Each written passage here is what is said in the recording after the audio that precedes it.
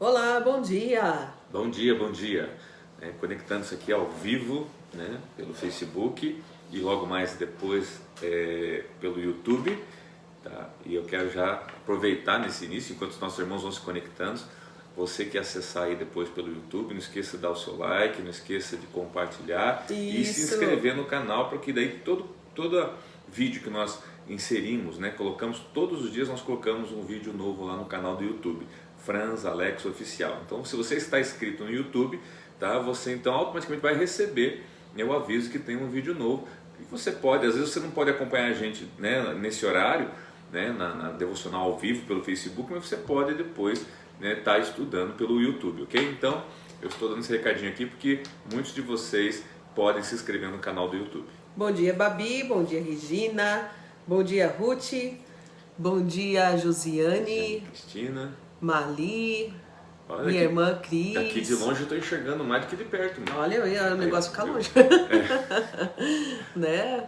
Estamos aqui mudando um pouquinho de cenário, né? Até para vocês não enjoarem dos outros cenários. Estamos aqui na parte da nossa cozinha. Esse dia cumprido, irmão, esse dia cumprido. Nós estamos desde as 5 da manhã, já saímos já de cedo. casa, já fizemos atividade, já fomos levar o carro na oficina, que tinha que levar na oficina, Isso. Já voltamos.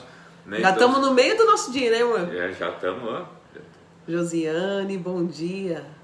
Pensa que nós estamos iniciando o dia, não estamos no metade já. Já estamos no café das 9, né? Legal. O café das 9. Você sabe que tem o café das 7 da manhã e das 9, né, irmão? Das 6h30, 7 horas, agora é o café das 9. Ai, meu Deus. Gente, iniciando então, desejando a todos vocês uma boa semana, né? Uma segunda-feira abençoada, mais uma semana muito abençoada na presença do Senhor. E o nosso desafio é o quê? É nós orarmos juntos, mas também estudarmos a palavra do Senhor. A palavra do Senhor diz assim: o meu povo perece por falta de conhecimento de Deus, da sua palavra. Tá? Nós devemos conhecer as Escrituras e o poder de Deus, por isso nós focamos sempre na oração e no estudo da palavra de Deus. Bom dia, João Souza, bom dia, Miriam, bom dia, Elisângela, né? Que o Senhor abençoe cada um de vocês. Eu, pastor Alex, já fizemos nosso exercício matinal para o físico. E agora vamos fazer o nosso exercício espiritual junto com vocês aqui, Verdade, né? gente. A gente cuida do físico, mas cuida do espiritual, que é o principal, né? Tá? Então, se você puder depois, compartilhe esse vídeo, não esqueça, né? Inscreva-se no canal, tanto no Facebook quanto no YouTube, para poder estar recebendo, né, as nossas atualizações. Vamos lá então, hoje nós vamos falar sobre Atos capítulo 5, bem tranquilo, curto, 3 tópicos apenas, mas algo de muita edificação para o corpo de Cristo. Lembrando, queridos, que o livro de Atos é o quê? É o início da construção da igreja. Então por que eu ressalto isso? Porque nós vamos ler histórias e nós temos que cuidar para não tornar essas histórias regras, né, eternas. O que eu chamo de regras eternas? Nós precisamos ver o caráter de Deus através das Escrituras, o que Deus pensa. Mas há coisas, diferente, por exemplo, dos mandamentos, né, que são colocados para nós como valores, princípios, para nós carregarmos. Tá? Mas, por exemplo, nós vamos ver aqui daqui a pouco, né, um casal que foi morto, né, por ter feito algo errado.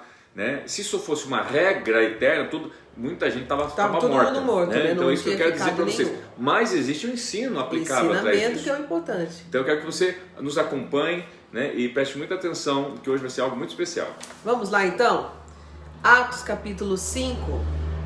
Um homem chamado Ananias, com Safira, sua mulher, também vendeu uma propriedade.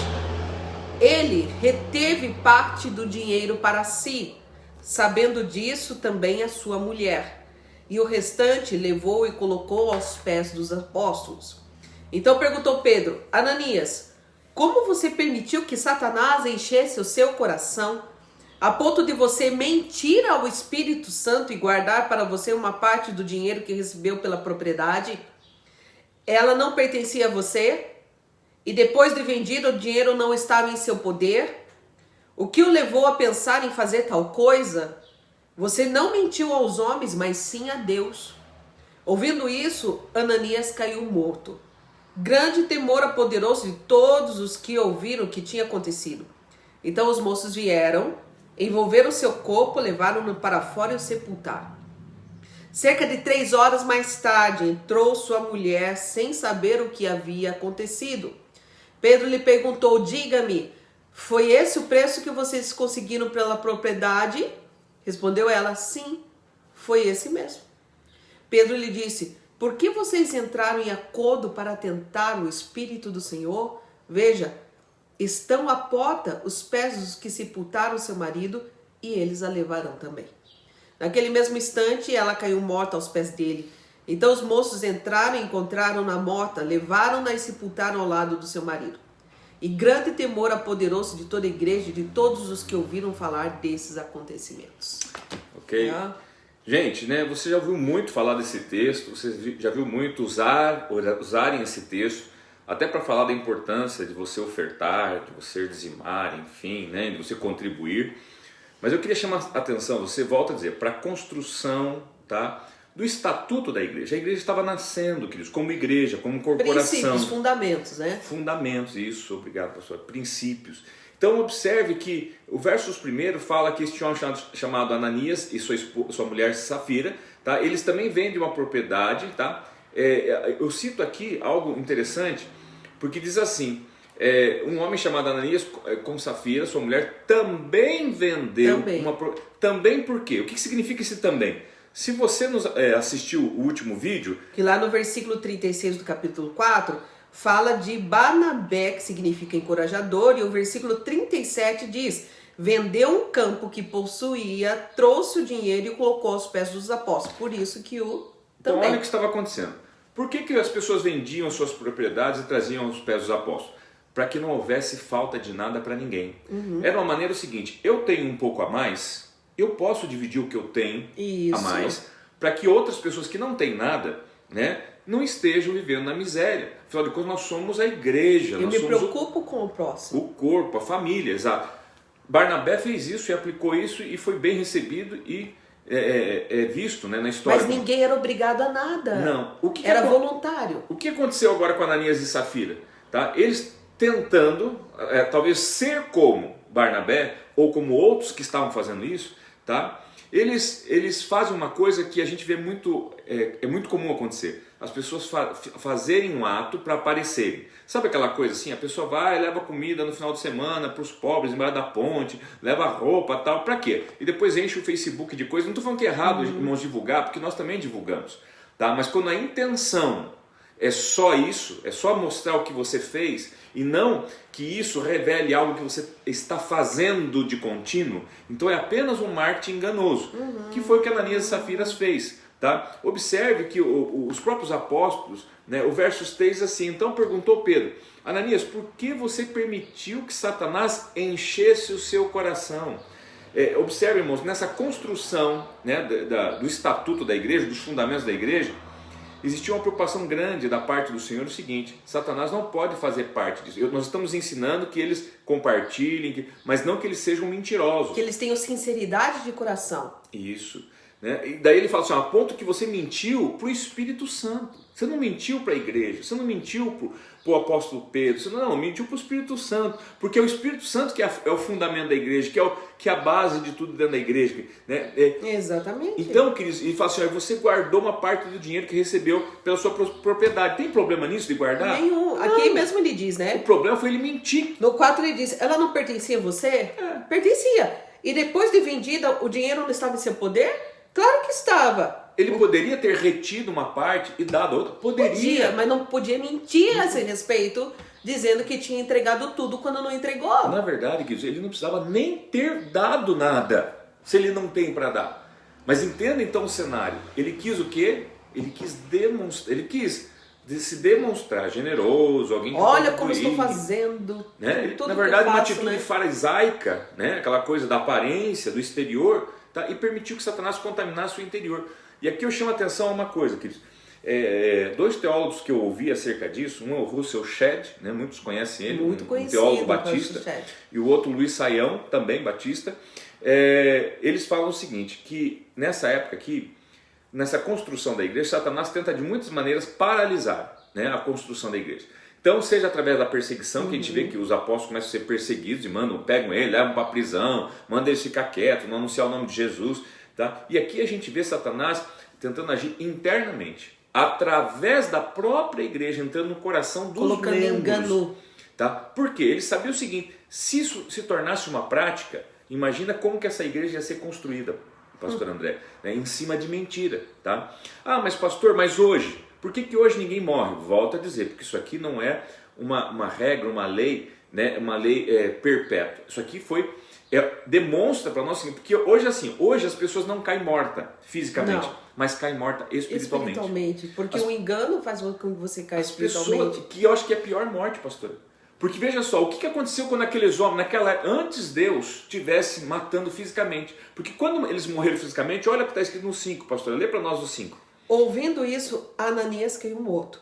Grande a temor apoderou-se de todos os que ouviram o que tinha acontecido. O que gerou no coração das pessoas que ouviram o que tinha acontecido? Temor. Temor, que é o que falta hoje na igreja. Falta temor a Deus. Exatamente, porque o ensinamento principal aqui é não enganar. Em qualquer situação. Aqui era uma situação que envolvia dinheiro, né? Uma venda de uma propriedade. Mas assim, nós não podemos enganar a Deus em nada. Nem com relação aos nossos sentimentos. Às vezes a gente fala assim pro nosso irmão, tá tudo bem, coisa assim, quando não está bem, né? Quando o coração tá cheio de mágoa, tá cheio de coisa. E às vezes nós estamos enganando, e o Espírito está dizendo, isso não é verdade. Isso que você está falando não é verdade. Queridos, porque assim, lembra que eles estavam vivendo um momento de extremo avivamento. A presença de Deus era tão forte, era tão muito grande. Né? Não é à toa que nós vamos ver agora, daqui a pouco, sobre os milagres, muitas coisas que aconteciam. Então assim, quanto maior a presença de Deus, maior é o nível de santidade. Exatamente. Que precisa ver.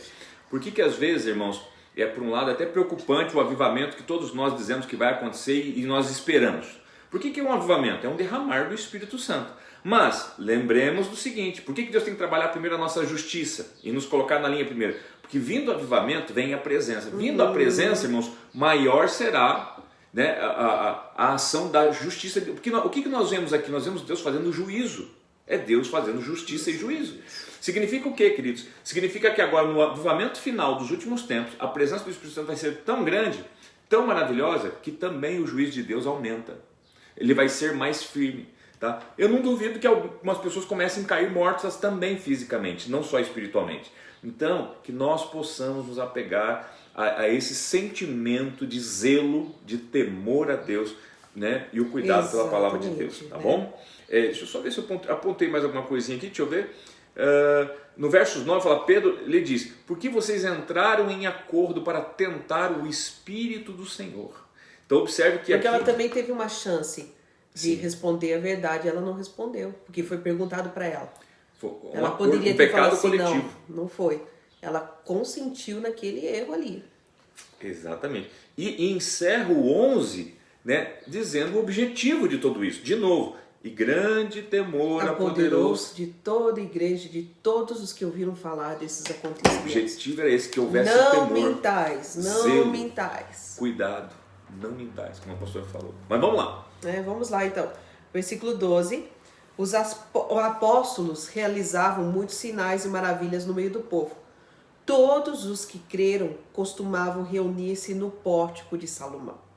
Dos demais, ninguém ousava juntar-se a eles, embora o povo os tivesse em alto conceito. Em número cada vez maior, homens e mulheres criam no Senhor e lhes eram acrescentados. De modo que o povo também levava os doentes às ruas e os colocava em camas e macas, para que pelo menos a sombra de Pedro se projetasse sobre alguns enquanto ele passava. Afluíam também multidões das cidades próximas a Jerusalém, trazendo seus doentes e os que eram atormentados por espíritos imundos, e todos eram curados. Que maravilhoso isso, né, pastor? Muito lindo. Muito lindo, a gente vê a força desse avivamento, pastora. A gente vê a força desse Espírito Santo, essa intensidade, né? A gente vê que inicia falando que realizava muitos sinais, maravilhas no meio do povo, né? E todos creram, né? E se reuniam no pórtico de Salomão, que era o pátio ali do templo, né? E dizendo que dos demais ninguém, ou seja, muitas pessoas ousavam juntar-se a eles. Ainda havia muitos religiosos só vendo, só assistindo, tá? Mas tinham eles como hoje, tem muita gente que só fica assistindo de vendo longe. De longe, tá? E não experimenta, né? Também fala no verso 14 que havia um alto número de pessoas, que isso ia aumentando, ia crescendo, era um movimento que estava crescendo, tá? É muito forte, de homens e mulheres, né? Que criam, né? E eram acrescentados à igreja. E o versos 15 fala, né? Que eles levavam os doentes às ruas e a sombra de Pedro curava. E aqui, queridos, imagina hoje, né? Na mentalidade de alguns líderes hoje, né, se a sombra deles curasse, talvez eles vendessem um pedacinho da sombra ou do sol que ilumina, né, a vida deles. Então que fique claro uma coisa, no coração deste povo eles tinham uma fé, que se eles passassem na sombra do apóstolo Pedro, um homem cheio do Espírito Santo, eles seriam curados. O que você precisa entender? Não é a sombra de Pedro que cura. O que cura é o poder de Deus, sempre é o nome de Jesus, é o poder de Deus. Sempre. E Pedro deixava bem claro, ele dizia o nome que fez isso. Mas o povo tinha essa fé. Como aquela mulher falou assim, que teve fé que, se eu tão somente tocar as vestes de Jesus, eu vou ser curado. Que curou foi as vestes de Jesus? Não. Foi o poder que estava em Jesus, né? A unção que estava na vida de Jesus. Isso você precisa entender, tá? Porque senão você vai ficar correndo sempre atrás de sombra de homens, tá? Guarda isso. Você não deve correr atrás de sombra de homens, nem sombra de denominações, igrejas. Eu tenho a minha, amo a minha, zelamos pela nossa igreja do Evangelho Quadrangular, mas entendamos que é Jesus, sempre foi Jesus, sempre será Jesus. Até porque homens, você se decepciona, né? Somos humanos, somos passíveis de erro, então agora nós olhamos para Jesus e o que Ele faz e através de quem Ele faz. É Ele que opera sempre. É tudo por Ele, para Ele, né? Tudo vem dele e volta para Ele. Então, grande quantidade de pessoas eram curadas, libertas de demônios, de opressão, né? Exatamente. E encerra dizendo que todos eram curados. Havia um grande mover. Lembra? A igreja está sendo construída e está sendo aplicado uma lição para o povo seguinte: olha, aqui vocês serão restaurados. Igreja é lugar de restauração. Exatamente. De vida. Restauração espiritual, emocional. De levantar paralíticos espirituais. Mas para isso, é por causa do trabalho de um homem? É por causa de um trabalho de uma mulher? Não, é por causa da presença do Espírito Santo. Tá? Vamos lá. Vamos lá. Versículo 17. Então o sumo sacerdote e todos seus companheiros, membros do partido saduceus, ficaram cheios de inveja. Por isso, mandaram prender os apóstolos, colocando-os numa prisão pública. Mas durante a noite, um anjo do Senhor abriu as portas do cárcere, levou-os para fora e disse: dirijam-se ao templo e relatem ao povo toda a mensagem desta vida. Ao amanhecer, eles entraram no pátio do templo como haviam sido instruídos e começaram a ensinar o povo. Quando chegaram, o sumo sacerdote e os seus companheiros convocaram o sinédrio, toda a assembleia dos líderes religiosos de Israel, e mandaram buscar os apóstolos na prisão. Todavia, ao chegar à prisão, os guardas não os encontraram ali. Então votaram e relataram: encontramos a prisão trancada com toda a segurança, com as guardas diante das portas, mas quando as abrimos não havia ninguém. Diante desse relato, o capitão da guarda do templo e os chefes dos sacerdotes ficaram perplexos, imaginando o que teria acontecido. Nesse momento, chegou alguém e disse: os homens que os senhores puseram na prisão estão no pátio do templo ensinando o povo. Então, indo para lá com os guardas, o capitão trouxe os apóstolos, mas sem o uso de força, pois temiam que o povo os apedrejasse. Tendo levado os apóstolos, apresentaram-nos ao sinédrio para serem interrogados pelo sumo sacerdote, que lhes disse: demos ordens expressas a vocês para que não ensinassem neste nome. Todavia vocês encheram-nos em Jerusalém com sua doutrina e nos querem tornar culpados do sangue desse homem. Pedro e os outros apóstolos responderam: é preciso obedecer antes a Deus do que aos homens. O Deus dos nossos antepassados ressuscitou Jesus, a quem os senhores mataram, suspendendo no madeiro. Deus o exaltou, elevando-o à sua direita como príncipe salvador para dar a Israel arrependimento e perdão de pecados. Nós somos testemunhas dessas coisas, bem como o Espírito Santo que Deus concedeu aos que lhe obedecem. Ouvindo isso, eles ficaram furiosos e queriam matá-los. Então, final do 33 por enquanto, Isso. queridos. O que eu gostaria de pontuar, chamar a atenção? Então aqui começa uma perseguição, né, como sempre. Tá? O verso 17 diz o motivo. Tá? E qual que era o motivo dessa perseguição, queridos? No final do verso 17 diz assim, né? Ficaram cheios de inveja. Quem ficou cheio de inveja? Os membros do partido dos saduceus, os sacerdotes. Eles ficam com inveja por quê? Gente, quando o Espírito Santo vem, né, sobre a igreja e começa a manifestar as obras dele na igreja, é Deus. Tipo assim, não tem como impedir o que Deus quer fazer, para quem Ele quer fazer e do jeito que Ele quer fazer. E não era do jeito que os homens tinham estabelecidos. Então eles começaram a ter o quê? Inveja. Essa inveja traz perseguição. Por que eu estou falando isso? Não espere que você, a partir do momento que você comece a fazer as coisas que Deus está se movimentando na sua vida, não vai gerar inveja. Vai. Infelizmente tem pessoas que vão ter inveja, mas você não deve ter medo delas, e sim saber lidar com elas. É isso que eu quero chamar a tua atenção acerca disso. Eles são presos publicamente, são colocados na cadeia, tá? Deus envia o anjo para livrá-los, e aqui há algo muito especial, porque nós vamos ver na sequência que eles livram, abrem as cadeias sem talvez as cadeias nunca, as portas nunca ter sido abertas, porque havia guardas e ninguém viu. Com toda a segurança do jeito que deixaram. Isso. Nós vemos versos 20 dizendo, aonde este anjo, né? Porque o verso 19 fala, mas durante a noite um anjo do Senhor abriu as portas do cárcere e levou-os para fora e disse, dirijam-se ao templo e relatem ao povo toda a mensagem desta vida. Duas coisas eu chamo a tua atenção. Primeiro, toda vez que Deus envia um anjo para livrar você de qualquer prisão, tem um destino. Qual que é o destino que a gente vê claramente que o anjo leva eles? Para o templo. Entendamos uma coisa com isso, irmãos. As nossas cadeias que tanto queremos ser livres, elas têm um objetivo, nos levar, tá, para o local de adoração a Deus. E para quê? Olha só, e diz o para quê, porque o verso diz, fala, dirijam-se ao templo e relatem ao povo toda a mensagem desta vida. Que vida? Da vida dele. O que está acontecendo com vocês? O teu testemunho. Nós vemos que a ida no templo, pastora, é para dar testemunho. Exatamente. Não é para pedir testemunho. Olha, quando Deus te livra, é para compartilhar, né? Quando Deus te livra do desemprego, é aí que você tem que ir na igreja para dar testemunho. Tem gente que vai na igreja para pedir um emprego, depois nunca mais volta, nem para agradecer. Né? Tem gente que vai na igreja porque precisa se curar de um câncer, de uma AIDS, de um Covid, né? É curado e nunca mais volta, porque só foi para receber uma graça. É o contrário, cada vez que Deus envia, irmãos, uma solução para você, te tira de uma cadeia, de uma prisão, é para te mandar para o templo, para você contar a história da tua vida. Exatamente. É para você chegar lá e edificar a vida de outras pessoas, que talvez ao contrário de você, não estão ainda indo para lá para testemunhar, estão indo lá para receber, e precisam ser impactados pelas pessoas que têm um testemunho de vida. Grava isso no teu coração, tá? Então, daí fala aqui, né, ao amanhecer, né, no pátio do templo, eles continuavam instruindo, ensinando o povo. Então isso era uma regra que sempre era contínua, essa importância de estar instruindo, ensinando o povo. Tá? Chegaram os sumos sacerdotes, os companheiros, e o que fizeram? Convocaram ali uma reunião religiosa em Israel, do Sinédrio, tá? Para quê? E mandaram buscar os apóstolos, né, na prisão, achando que eles ainda estavam presos, mas não estavam.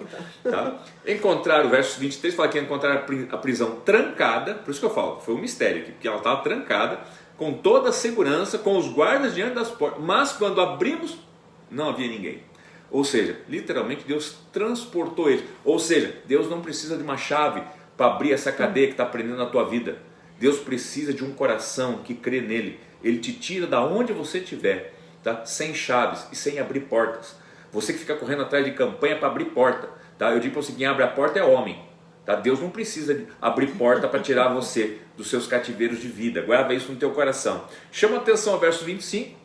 Que fala assim, neste momento chegou alguém e disse, os homens que os senhores puseram na prisão estão no pátio do templo ensinando o povo. Nosso lugar é sempre estar no pátio do templo com o povo e ensinando. Sempre fala isso, né? Em todo decorrer a gente vê muito vai isso. Vai frisar isso o tempo todo, você vai ver, tá, queridos? Bom, enfim, versos 28, né? Então eles agora diante dos apóstolos, né, que foram levados à atenção, ele fala assim, não demos ordens expressas a vocês para que não ensinassem nesse nome? Lembra lá anteriormente, no capítulo anterior, que eles falam sobre isso? Nós falamos para vocês calar a boca, para de falar de Jesus, para de falar desse nome, né? Todavia vocês encheram Jerusalém com a doutrina e que nos querem tornar culpados do sangue deste homem. Ou seja, né, vocês vão morrer por causa disso que vocês pregam. E de novo Pedro repete a mesma coisa que repetiu lá atrás. Gente, nós não temos como fazer isso. Por quê? Mas é preciso obedecer antes a Deus. Olhe que está bem claro o objetivo, não é em qualquer... obedecer a Deus nesse quesito do que obedecer o que vocês estão pedindo. Tá? Ele não está promovendo uma revolta, uma rebelião de pensamento dele, não. Tá? É melhor fazer o que eu quero do que vocês querem. Não, é melhor fazer o que Deus mandou. Tá? É importante ressaltar isso, porque tem gente que usa esse contexto aí fora de contexto, o texto fora de contexto. Tá? Enfim, versos 32, né, fala que nós somos testemunhas dessas coisas, bem como o Espírito Santo que Deus concedeu aos que lhe obedecem. Eu chamo a atenção que muitas pessoas querem o Espírito Santo, mas observe que Deus dá o Espírito Santo para quem? Para quem obedece. Irmãos, o Espírito Santo foi dado a todos, mas para todos que obedecem a Deus.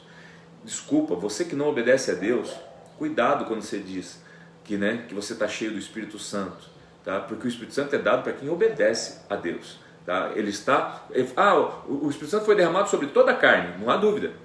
Para toda a carne que está obedecendo a Deus, né, o Espírito Santo está agindo poderosamente. E é isso que eu quero que vocês compreendam. E agora sim, a partir do 34, só mais um pedaço, mais um minuto da tua atenção. Diz o que, pastora? 34, né? Mas vou ler o 33 para Isso. fazer sentido a frase, Isso. tá? Ouvindo isso, eles ficaram furiosos e queriam matá-los.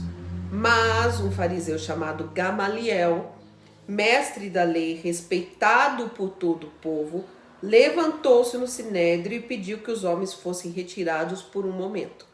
Então lhes disse: israelitas, considerem cuidadosamente o que pretendem fazer a esses homens.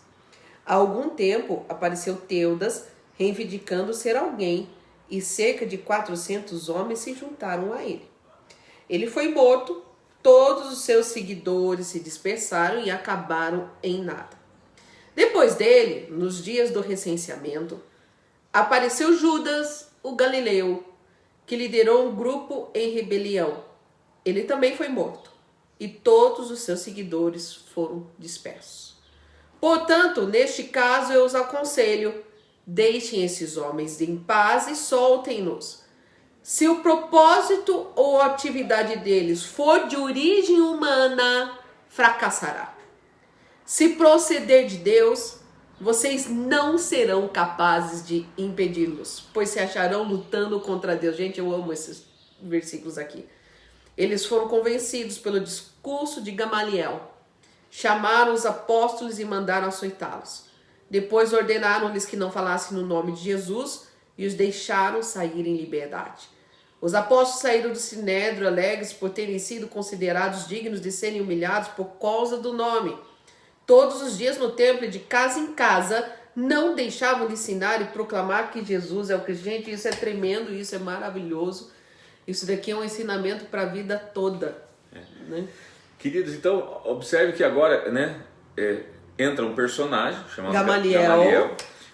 Mais à frente você vai ver que Gamaliel, né, era uma pessoa muito respeitada, que já diz isso, mas que ele foi um dos mentores do apóstolo Paulo. O apóstolo Paulo, a Bíblia fala assim, que ele foi criado, gerado, né, aos pés de Gamaliel, né, ou seja, deste homem sábio. A gente vê ele usando a sabedoria de Deus, né, falando assim, gente, né, se não é de Deus, verso 38, né, portanto, nesse caso, eu aconselho, deixe esses homens em paz. Tá? Você que fica perseguindo, você que fica questionando, criticando, falando mal, levantando falso testemunho, deixe esses homens em paz, queridos. Olha só, soltem, se o propósito ou a atividade deles, o que eles estão fazendo, tá? Vocês que gostam de ser críticos, apologéticos, né? Condenar pessoas, apontar o dedo para igrejas, condenar ministérios. Se esse propósito ou atividade deles não forem de origem humana, fracassará. É simples. Se for de origem humana, se fracassa. proceder de Deus, vocês não serão capazes de impedi-los, pois se acharão lutando contra Deus. Irmãos, eu e a pastora podemos falar isso de carteirinha, vivenciamos isso. Um tempo atrás, muitos anos atrás, um grupo de pessoas se levantou de uma maneira, assim, a ponto de quase destruir. Não destruiu porque o propósito era de Deus, né? Mas, veja bem, trouxeram um prejuízo enorme, levantaram falsos testemunhos, mentiras, acusações, tiraram praticamente metade da igreja com calúnias, tá? E o que acontece? Se tivesse seguido aqui o conselho de Gamaliel, teriam deixado né? Se isso que eles estão fazendo não é de Deus, vai acabar. Fracassa, acaba. O que aconteceu hoje? A igreja bombando, graças a Deus, louvado seja o nome do Senhor, cheio do Espírito Santo. Estamos lá com as portas abertas, inclusive para essas pessoas que fizeram tudo isso, porque declaramos que a amamos, porque entendemos que ela apenas não era madura na época. pessoas que não tinham maturidade, né? E esperamos que hoje possam ter adquirido essa maturidade, né? Como uns que voltaram, graças a Deus, né? Porque terem adquirido essa mentalidade, essa maturidade, e podemos então continuar a obra que é de Deus, não é nossa, não é do homem. Então você que está acostumado a ser crítico, você que está acostumado a apontar o dedo, a condenar, a levantar a sua língua, lembra do conselho de Gamaliel, né? Se não é de Deus, o negócio não prospera. Não prospera. Se queridos, eu digo para você, pode até sofrer o impacto. Jesus até foi para a cruz, mas ressuscitou, e mais forte ainda. Então, cuidado, porque aquele que você tenta matar hoje, pode ser que amanhã ele se levante mais forte ainda, né? Então, deixa Deus cuidar. Isso é sério, porque nós temos visto muito em redes sociais, inclusive até alguns pastores renomados se levantando contra ministério, contra outros pastores, né, que têm influência, contra pessoas de influência conhecidas, né? Então, assim, o que esse pastor de influência, ele não conhece o que está escrito aqui na palavra? Né? Por que estão se combatendo? Por que estão falando desses ministérios ou dessas pessoas? Sendo que a palavra é bem explícita. Se for de origem humana, fracassa. Não, você não precisa provocar esse fracasso, porque esse fracasso vai ser automático. Se é de origem humana, uma hora ou outra vai fracassar. Agora, se procede de Deus, não será capaz de impedir. Então, quer dizer, não há vídeo que você faça contra ministério, contra pastor, contra pessoas que vá fazer isso acabar, se for da vontade de Deus. Se é de Deus, não há como impedir. Não é a tua opinião. E ele diz por quê? Porque vocês vão se achar lutando contra Deus. Então, assim, querido, fica sossegado, tranquiliza. Tem muitas pessoas que possam... Gente, tem gente que fala muito contra a Igreja Universal. Eles são bombardeados, tá? Como muitas outras igrejas também, muitos outros. Né? Mas eu aconselho você, gente... Exatamente, quadrangular. Né? Mas assim, eu aconselho você, vai conhecer. Conhece. Assista o filme do Edir Macedo. Você já assistiu o filme dele? Eu com o pastor, né, assistimos o filme. É uma história linda, gente. E nós temos aprendido o seguinte: se você quer, antes de criticar, pelo menos faça muito mais do que aquela pessoa faz.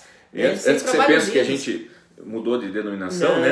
Não, a gente só está querendo mostrar para você uma coerência no que se diz respeito ao seguinte, irmãos. Todo homem, toda denominação, seja católica, seja evangélica, tem os seus pontos fortes e os seus pontos falhos. Estamos aprendendo também. Quanta coisa eu mudei na minha vida, na minha concepção, na minha mentalidade, na igreja em qual eu sou pastor. Eu mudei, eu voltei atrás em muita coisa. Porque estamos crescendo, estamos amadurecendo. Tá? Agora, existe uma essência. Qual é a essência? Cristo. Né? A essência é o Evangelho, é a palavra de Deus. Tá? Então, queridos, por isso que eu falo, a gente tem que cuidar com essa coisa do julgar e apontar o dedo. Porque, assim, às vezes a gente está apontando o dedo até para se defender do que eu não faço. Eu quero criticar a pessoa por algo que ela faz, para descredenciar o que ela faz e justificar o que eu não faço. Exatamente. Tá? Então é o seguinte, em vez de eu criticar o que a pessoa está fazendo e da forma que ela está fazendo porque eu não concordo, então tento eu fazer primeiro isso e ser melhor que a pessoa. Exatamente. Depois eu critico a pessoa, né? Se eu já fiz melhor que ela. Então, queridos, que a gente possa seguir o conselho de Gamaliel. E eu encerro aqui com o verso 41, porque o verso 41 fala assim, irmãos: os apóstolos saíram do sinédrio, daquele ambiente, né? Alegres por terem sido considerados dignos. Dignos do que, irmãos? De ser humilhados. Por causa de quê? Do nome. De quem? De Jesus. De Jesus. Queridos, hoje as pessoas falam, pastor, porque eu fui para Jesus. Fui humilhado. Né? Olha a humilhação se levantou na minha vida, a perseguição, a retaliação. Meu Deus, eu tenho um trauma dessa palavra retaliação. Tem esse nome na Bíblia, pastor? Eu não desconheço. Não Esquece a retaliação, gente. Esse negócio de retaliação não existe. Olha só, olha a diferença. Esses homens se sentem o quê? Alegres. Por terem sido o quê? Dignos. Do serem o quê? Humilhados. Meu Deus, isso é loucura. Por causa do nome, gente. Por causa do que? Do nome de Jesus. E ainda diz em 42, e todos os dias no templo e na casa, em casa, não deixavam de ensinar, proclamar Jesus Cristo. Ou seja, continuavam fazendo a mesma coisa. Né? pensa umas mula que empacou com mais naquilo, intensidade, né? Ficaram mais firmes ousados, ainda, eles pediam, né? Eles oravam por isso. Porque isso é fundamento, eles tinham clareza disso. Aquela coisa, nós não vamos deixar de fazer o que Jesus nos pediu para fazer, o que o Espírito Santo nos pede para fazer. Quer dizer, não vai ser fácil, mas nós temos uma missão, nós temos um Independente propósito. do que vivermos, ou passarmos, ou sofrermos. E se formos humilhados, vamos ficar alegres, vamos ficar felizes. Significa que estamos sendo dignos por causa do nome. Tá bom? Oh, glória a Deus. Tremendo, né? Você viu como a palavra de Deus ela muda a cabeça da gente? Ela muda, gente. Se você começa a ler ela e entender, interpretar, e o Espírito Santo começa... Ela muda a tua vida. Você deixa de ser o religioso, o legalista e passa a ser o efetivo de Deus. E é isso que Deus quer, que você seja o efetivo de Deus. E que Deus abençoe a cada um de vocês. Amém.